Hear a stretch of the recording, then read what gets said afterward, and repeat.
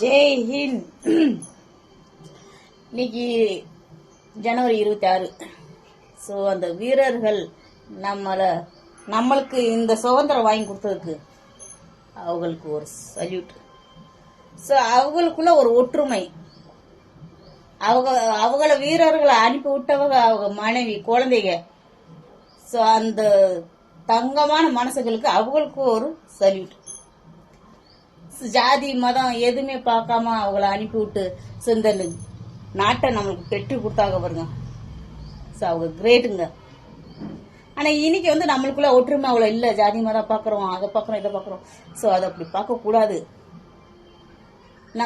நம்மளை இந்த நாட்டை பெற்று கொடுத்தவங்களை கொஞ்சமாச்சும் நம்ம யோசிச்சு அதை நினைவுல வச்சுக்கிட்டு ஸோ அதே மாதிரி ஒரு ஒற்றுமை நம்ம கொண்டு வரணும் அப்படின்ட்டு ஸோ நான் யோசிக்கிறேன் ஃப்ரெண்ட்ஸ்.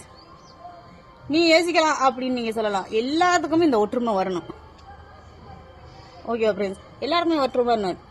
இப்போ ஒருத்தருக்கு ஒருத்தர் நீயா நானா அப்படின்னு அடிச்சுக்கிறோம். அது இல்லை நம்ம நாட்டை காப்பாற்றுறது.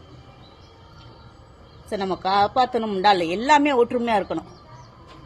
ஒற்றுமையாக இருந்தால் இன்னும் எதை வேண்டாலும் சாதிக்கலாம்.